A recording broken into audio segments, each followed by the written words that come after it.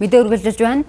Төсвийн тухай хуулиар татвар төлөгчдийн мөнгийг зориултын бусаар зарцуулсан албан тушаалтанд хариуцлага тооцож, ажлаас нь чөлөөлөх хүртэл арга хэмжээ авах зохицуулттай. Гэвч бодит байдалд хэрэгжилт сул хэврэн. Тухайлбал 2025 онд 296 албан тушаалтан төсвийн хөрөнгийг зөрчилдөө зарцуулсан тогтоогдсон ч тэдэнд бодит хариуцлага тооцолгүй зөвхөн сануулга өгсөн байна. Үндэсний аудитын газраас зөрчил гаргасан албан тушаалтнуудад хариуцлага тооцож, ажлаас чөлөөлөх хүртэл санал хөргүүлдэгч эрх бүхий байгууллагууд уг саналыг хэрэгжүүлэхгүй орхидог байна.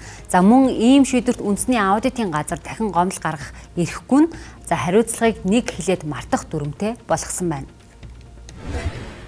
Зардлыг хэтрүүлсэн, ангилал зөрүүлсэн, зориултын бусаар ашигласан болов тухайн албан тушаалтныг аудитын дүгнэлтээр албан тушаалтаас нь чөлөөлөх гэдэг заалт орчсон байгаа.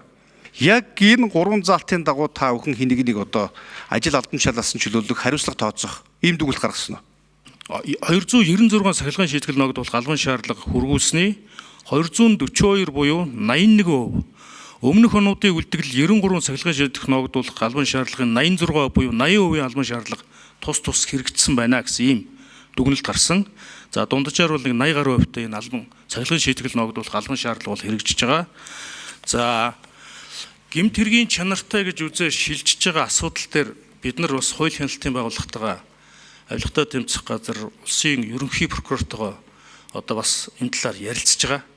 Өөрөөр хэлэх юм бол улсын ерөнхий прокурорт одоо гэмт хэргийн чанартай асуудлаа шилжүүлдэг. Ерөнхий прокурор цаашаа авилгатай тэмцэх газар, эрүүгийн цагдаа, эдийн засгийн цагдаа гэдэг ингээ холбогдох байгууллагууд руу ингээ шилжүүлээд ингээ явж байгаа. Энэ дээр бол бас одоо тоон дүнгийн хувьд бол жоохон таарууд үнэтэй нэлээд тохиолдолд хэрэгсэхгүй болох нэг хэрэг үүсгэхээс татгалзах гэсэн ийм хоёр хэлбэртэй байж байгаа. Хэрэг үүсгэхээс татгалзсан тохиолдолд бид нар жишээлбэл давд заалтах юг болчихдог. Яг л бид нар бол мэдээлэл өгөх гаргагч этгээд учраас одоо давд заалтах хэрэггүй, дараагийн шатанд хандах хэрэггүй. Ингээд хулгай зэлгийг гаруулад иж болохгүй байхгүй. Хатуу хариуцлага тооцоол ингээд зөвдүн шийдвэрээ мөрдүүлэл явах ийм шаардлага байгаа шүү дээ.